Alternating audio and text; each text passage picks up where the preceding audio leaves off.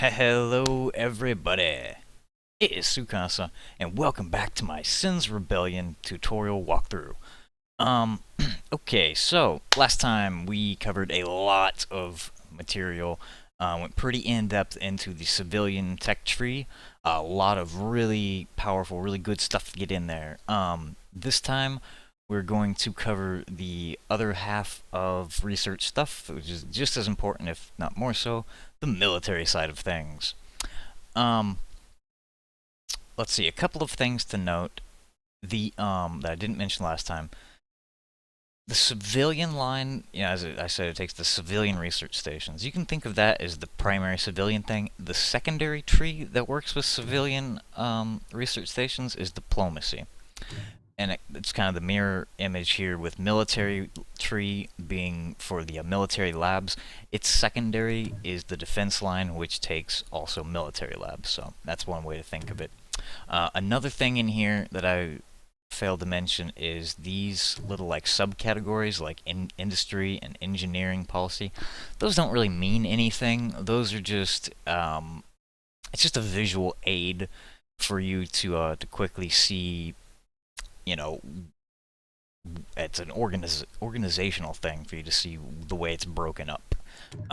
Structural subsystems are more defensive things. Ballistics and rocketry is attack, offensive, and experimental design unlocks prototypes. So anyway, moving along, let's talk here about the military tech tree for a bit. As I said, these are broken up into the a lot of defense stuff up here on top. And there's some really good things up in here that you're going to want to get pretty early on.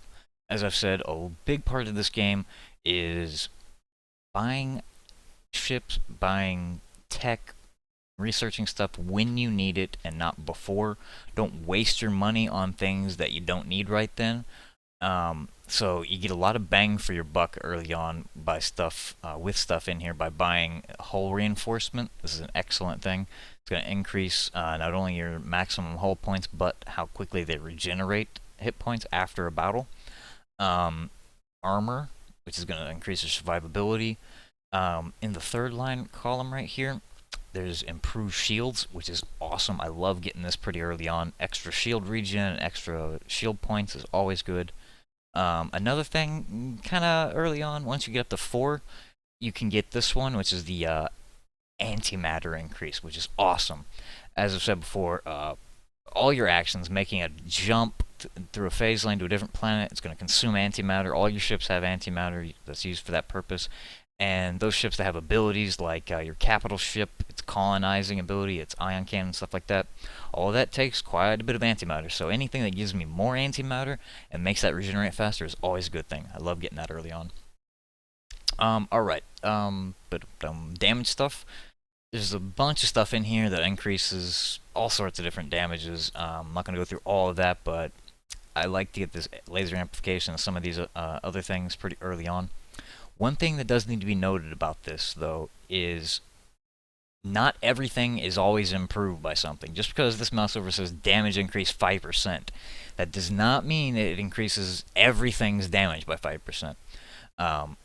Only ships that are listed in there are improved. As you can see, it does say all Titans and all capital ships are improved, but it has a specific list of different names of frigates, and you can go through there and read that. If you notice, some things are missing from there. For example, the Kodiak is not in there. So if you want to make your Kodiak prototype, once you research Kodiak prototype rather, if you want to make those Kodiak heavy cruisers better, researching this laser amplification is not going to do that. So that again goes to my whole point of, don't research something that you don't need right then. If you're trying to do something else, don't waste your resources, do that something else, just be mindful of that. So that's something to keep in mind. Alright, moving along here, the experimental design category. This is, without hyperbole, probably the most important section of any tech tree in the game.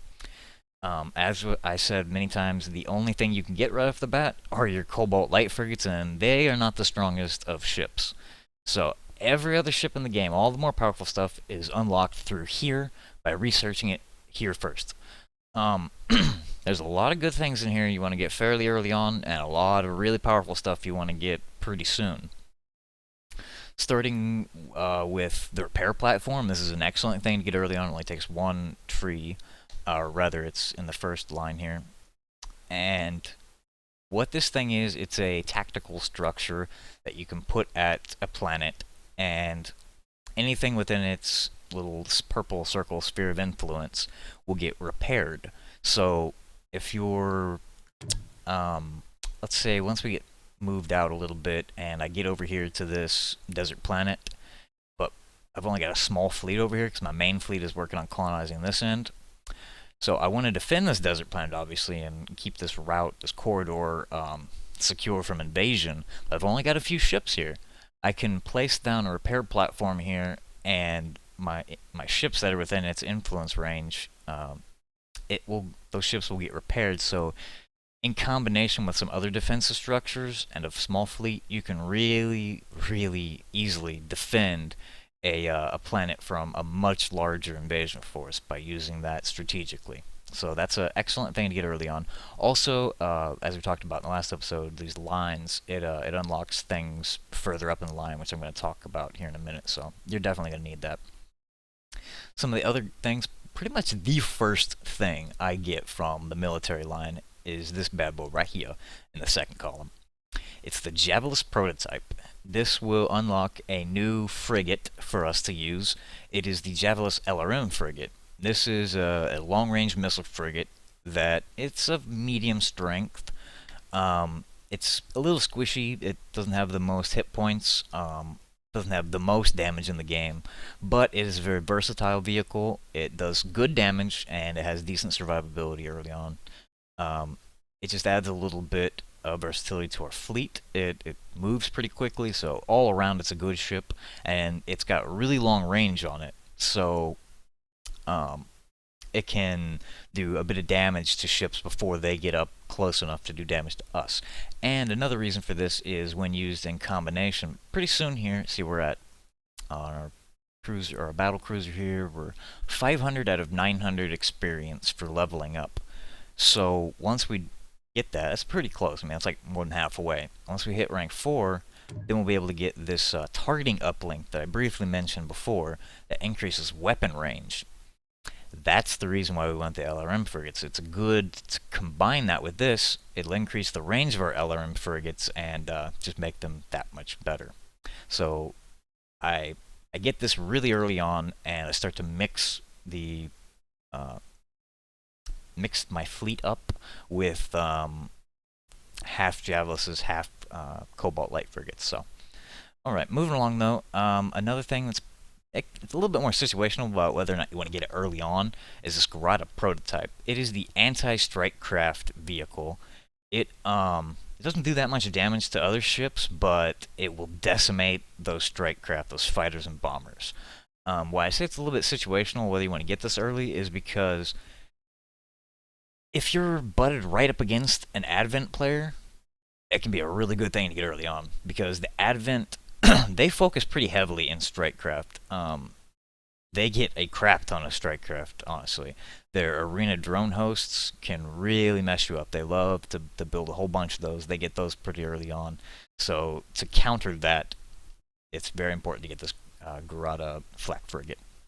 If you're butted up against Vasari, you might not want to get this that early on. It just depends on whether or not that Vasari is building the carriers or not, which early on they generally don't tend to spam them quite as much as the Advent. Alright, couple of other things in here that's good early on. The Kosorov Prototype. This will unlock the siege frigates. Once you get past these neutral planets that just have pirates at them, once you gobble up all these as quickly as you can, and you start getting butted up against the territory of another player, their planets cannot be conquered just by sending your colony ship to it. You first have to bomb them and take away all of that planet health. And they might have upgraded that planet's health, so it can take quite a while to bomb them with just your capital ships. The capital ship is the only ship in your fleet that has the ability to bombard a planet, aside from these siege frigates. So once you get up against your a front line with the enemy's players' planets, it's good to go ahead and get these. They're expensive to build. They take quite a bit of fleet supply, so you don't want to build these too early on if you're not using them. If you don't need to go blow up an enemy player's planet, don't worry about them just yet. But you will definitely need these eventually to make the conquering of other planets more expedient. One thing to note about the Komarov siege frigate is, yes, it does massive damage to planets, but it cannot hold its own in a fight against anything else. They are a lot like the these Protev colony frigates that we talked about. They're really squishy. They don't move so fast, and they can't fight back. The other thing that I like to compare, the reason why I like to compare them to the Protev is the siege frigates are extremely high on the AI's aggro table. They will head straight for your siege frigates and attack them first before they attack the rest of your fleet. So, given how expensive they are and how squishy they are, you want to hold them back until you've cleared out the enemy planet of any sort of defensive structures or enemy fleets. Then jump them into the system to bombard the planet. Something I've learned the hard way more than once. Okay, some other good things in here for the TEC. Goes right along with the siege frigates there. The Grata Prototype, the Grata Torpedo Cruiser. This is an excellent, excellent ship. You're definitely going to want these as well as those siege frigates for about the same reason. Once you start to go up against the enemy's planets, they're not going to be undefended more than likely once you get mid-game, especially end-game. You're going to be running up against enemy star bases, enemy hangar defenses, enemy Gauss platforms, and all sorts of stuff. They're going to have a lot of tactical structures at the planets they don't want to lose. And your fleet is going to get decimated by those defenses if you don't play it right. You can't just send your big bad fleet up against, right in the grill of a freaking star base with a bunch of, defense platforms surrounding it. They're going to get torn the hell up. You need these long-range torpedo cruisers here that can sit back and do massive damage out at range and blow up that star base, because the torpedo cruisers can sit outside of the weapon range of the starbase, or outside the range of the defense platform. But just like the siege frigates, they're high on the AI's threat table, and they're very squishy, and they cannot fight against other ships. So you really have to defend these with your fleet. And I'll show you my strategy of how I deal with that once we encounter it later on. But this is, again, like the siege frigate. You don't want to research this just yet. Wait till you get up to fighting an entrenched enemy, and then start building these. And also, just like the siege frigates, they're very expensive and take a lot of fleet supply. Okay, some more things to build up the bulk of your fleet, though, with less specialized things. One of the first things I like to get is get 5 military labs and get this sucker, the Kodiak Heavy Cruiser. This will become the backbone, the workhorse of your fleet. It is expensive, and it takes a lot of fleet supply, but oh my god, these things are powerful. They have got a crap ton of defenses and an absurd amount of damage. They can really dish out and take a bunch of damage. I love them. I build my fleet around these things. You get like 10 or 20 of these in a fleet, and you can do amazing things with that. You can do more with 10 of these than you could with 40 or 50 of the Cobalt Light frigates, no joke. So this is a good thing to have as a goal. Get your 5 military labs once you get enough planets, enough logistic slots. Research this and start building those. And then you will really start to be able to go deal some damage to those enemy players. Some other things you want to mix into your fleets are these Hoshiko Prototype. Research this, and it will give you the Hoshiko Robotics Cruiser. It's a cruiser that is a support cruiser, and it repairs ships around it. So you definitely want to get this and mix them in with your fleet. Get a couple of these in there, and it will make your downtime a lot quicker, and keep you from losing as many ships when you're on the offense, so you don't have to resupply as much. And it's in the same line as the repair platform, so you have to follow that line to unlock it. Another support class, or support ship that you want to get, is the Sealeo Prototype. This will give you the Sealeo Command Cruiser. It's another support one like the Shiko, but instead of repairing things around it, it buffs up the ships around you. It's kind of like the priests in an MMO or something like that, or a bard. It will make the ships around it do more damage, and it's just got a bunch of buffs. It's a really great thing. Mix a couple of these in with your fleet as well as the Shiko, and it will just exponentially make your fleet much more powerful. The last thing I want to cover here is abilities. We talked about your capital ships having abilities like the Ion Bolt and Colonize and whatnot. The regular ships, almost all of them also have abilities, except unlike the capital ships, regular ships, they don't gain XP and then level up. The way you get those abilities for your regular ships is right here in the experimental design, and you have to research them. Generally, they're an arrow, following right after the prototype. The Kodiak Heavy Cruiser gets this skill that you can research in the 6th line called Intercept. This is an amazing skill. I love this. This is another thing that makes the Kodiak so great, is this skill's ability to chase down and close the distance between enemies. It's basically like a sprint. It makes you fly really quickly, so you can close the distance to an enemy fleet, and it will focus that enemy fleet on attacking your very powerful, beefy Kodiak, so your squishier stuff in the back doesn't get the aggro. That's one thing that makes it great. The other thing that makes this ability great is its ability to chase down enemies. If an enemy fleet is routing and trying to flee, you can chase them down and maybe blow up that almost dead capital ship, or take out a few more of their cruisers and really make it sting more for them. The Designate Target is a really great one to get to. It's an upgrade for the Sealeo Command Cruiser. It's kind of like a debuff. It will put its Designate Target on an enemy ship, and friendly ships will do more damage to that target. It's great to set like that Designate Target against an enemy capital ship, and then have your entire fleet focused at one capital ship. It can really burn them down quickly. Alright, there's a couple more abilities. Pretty much like I said, every ship has an ability. You just have to research it first. I'm not going to go into all of them. I just want to point those two out and just mention them briefly. The one more thing, though, about in the military line here is the Titans. Titans ships were added in with the Rebellion. They're basically like massive super capital ships. You can only have one of them, and depending on what sub-faction you picked, whether you were loyalist or rebel, that determines which one you get. Each one of the sub-factions has their own unique Titan. With the loyalist TEC that I'm playing, it's the Grata Prototype. These are extremely expensive. Like I said, they're like super capital ships. They have the firepower and defenses of like 4 or 5 capital ships combined into one. So they're extremely expensive, and they take quite a while to build, as well as to research.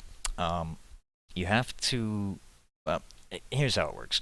You research this first thing right here, and that gives you the ability to build the Titan Foundry that you construct the Titan at.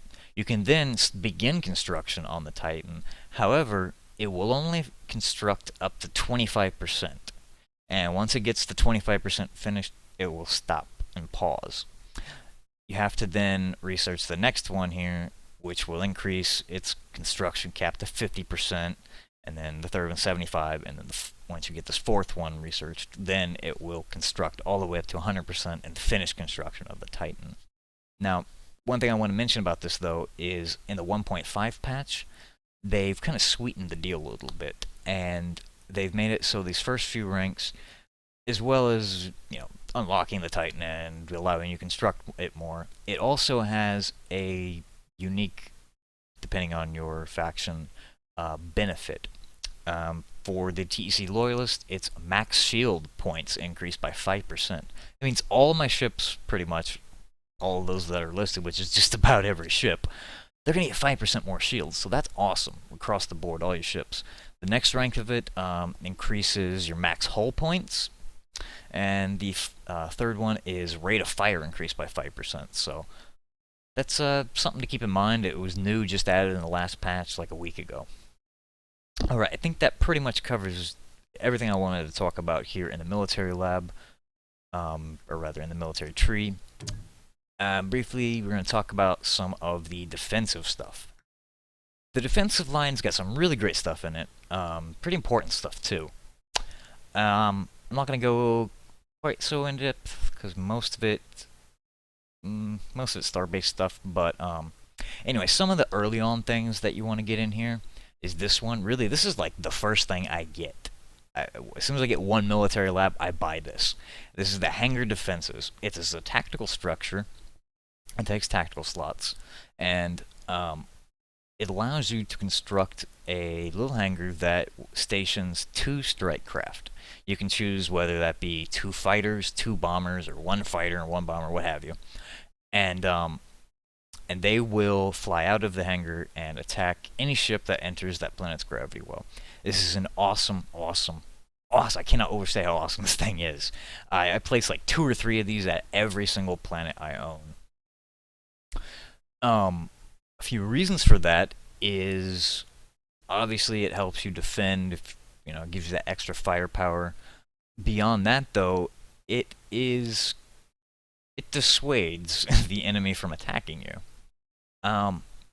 If you've played the game before, you've probably noticed once you get a few planets and the AI finds where you are, and they'll start to send scouts, and it'll seem innocent enough, but really what they're doing is checking on your defenses, seeing if you have any tactical structures there, and if you have any fleets nearby. If they know, and they send their scouts through a couple of your planets, and they see that your defensive fleet's back here at Bellerophon, and it's several jumps away from Yasuda, and you don't have any tactical structures here, they're going to send little waves. They're so annoying, like harassing waves of siege frigates. They're purge vessels, or whatever they call them, depending on the enemy.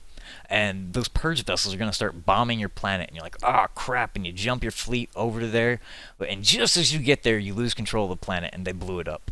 Well, the way that to stop that completely for good is by stationing these hangar defense there. It will stop them from doing those little crap raids altogether, because the fighters are going to blow up those siege frigates. The siege frigates are very vulnerable to fighters, so that's one of the big reasons why I place these, at least 2, at every single planet once I can afford it. Another reason is it generally dissuades them from sending fleets. Obviously, if they got a big fleet built up and you don't have any fleet there defending it, it's not going to stop them. But it will dissuade them from bringing smaller fleets, and it calculates these things and all tactical structures really into its plan on when and where to attack you. So it's just a good thing to keep that in mind, and use these structures wisely. There's an upgrade for them with the hangar flak turrets. It puts a circle area effect that anything within that area, or rather, it will attack any strike craft that get into that area of effect, which is an awesome upgrade. I get it pretty early on too. Quickly, some more of the things in here. The defense platforms, the Gauss defense platforms, they're great to station around, tactically around your buildings. I use the heck out of them once I can afford it. And there's some really good upgrades for them in here. This one will increase your rate of fire on them. This one will give you some short-range burst rockets to increase their damage. This one right here is just amazing, though. It increases the circle radius range of them by 12%, which is just freaking awesome. So that's a little overview of some of the defensive upgrades you can get. Next up is if you've seen the enemy building star bases and you're like, what the hell? I cannot figure out how do you build these things. I don't see it anywhere. It's not under tactical structures, not under logistics. I can't figure it out. Well, first you have to research it, and this is where it is. have to research the Rallos Prototype. Now, that unlocks the Rallos Heavy Constructor, which in and of itself is not actually a starbase, but it is the construction vehicle that you need to build the starbase. Once you research this, it will open up the Rallos. It's under cruisers. And it's a ship, actually, that you build called the Heavy Constructor here. It's very expensive and pretty weak. It as you can see on the mouse over there, it's like 2/3 the cost of a capital ship. So you really want to be careful with this. Make sure that its route is not contested. Maybe even send a small fleet to defend it. And you send it as a ship. And just click on it and send it like any other ship to wherever you want the starbase to be. Let's say you want it to be over here at Agamemnon. You send it over there, and then once it's there, you select the constructor, and it's going to have an ability here called I forget what it's called, but it's like deploy. And then you zoom in and you click deploy, and then click in the gravity well where you want that starbase to be. It's important that you place it properly. They don't have a super long range. You know, if you place it up here in this corner, it will not be able to fire and stuff down in this corner. So you got to be sure you place it where you want it. And once you click the deploy, then the heavy constructor will fly over to that location and begin constructing a building that will, you know, start with 0 hit points and go all the way up to full, just like any other building that's being built in the game. And once its hit points get to full, then you have a starbase. It's a little baby starbase. It's not very powerful. Once it's finished constructing, you can put upgrades into it. I'm going to do a whole episode about that. There's extra hit point upgrades, extra armor, extra damage firepower. You can put any of those in right off the bat. They're pretty expensive and they get more pricey as you go up. But there are some upgrades that first you have to research. And I'm going to talk about a few of those real quick. This remote construction is awesome. It allows you to construct vehicles at the starbase as though the starbase was a frigate factory. It doesn't allow you to build capital ships, but it allows you to build frigates and cruisers. So that's a great thing to have if you're kind of in hostile territory and away from any of your friendly planets. You can send a starbase over there, plop it down, and put this construction module into it, and you can start building a fleet from there or replenishing a fleet. I use it a lot in multiplayer. I'll send it over to my friend's territory and put it down, so that way I can build ships there to help defend him, since, you know, his territory is so far away from mine. There's a lot of just neat uses for that. One more module you can put into it, the auxiliary government. It can be useful too. What this does is it allows the starbase to act like a planet, basically. Let's say I put a starbase in this gravity well, and I put that auxiliary government module into it. If the planet gets blown up by siege frigates and gets bombarded, and I lose control of the planet, I won't lose control of any of the buildings around it or the gravity well, because that auxiliary government on the starbase keeps it alive. Now, if the starbase gets blown up, then it's all shot to hell and gone. But it will allow me time to come back and recapture it, and I'll still be able to build ships from here, and I'll still get the resources and so on and so forth. So that's pretty cool. It's a good defense against the Novelth cannon super weapon that we'll, I'm sure, talk about in a much later episode. And the last upgrade to starbases I want to talk about here is the deep space trade. As I said in the last episode, you can form those trade routes by connecting a trade route with a trade, what the hell are they called? Trade post, trade port at every planet. So you got to build one at every planet, and it creates that line. Now, the thing about that is it has to be an unbroken line. So if I own Bellerophon and this desert planet here, and I build trade ports at each, it's not going to continue that trade line because of Agamemnon here. I can't colonize it. So what you can do to get around that, send a starbase here and put it at Agamemnon, and then in that starbase put the deep space trade module, and it will allow that starbase to act like a trade port, and it will keep that line from being unbroken. So that's a very useful thing to have. It will It can allow you in multiplayer to connect your planet's trade routes to your allies' trade routes. I've used that many times. Something to have. So, the other stuff in here are just other upgrades to the most of them, at least, are just upgrades to the starbase. I'm not going to go into detail about. And these bright colored ones, those are specific to the TEC loyalist. So as the rebel, you wouldn't get that. You would have, there's other benefits they get. Most of them, again, though, are upgrades to the starbase's cost decrease for putting modules in. One thing, though, I do want to mention is this final one, Twin Fortresses. Normally, you can only have one starbase at a planet. If you research this, you will be able to put 2 starbases at a single planet. So it's a pretty cool thing. I think that pretty much covers everything. Yep, I'm pretty sure. All the military and defense stuff. I hope I was clear and concise, not too long-winded about it.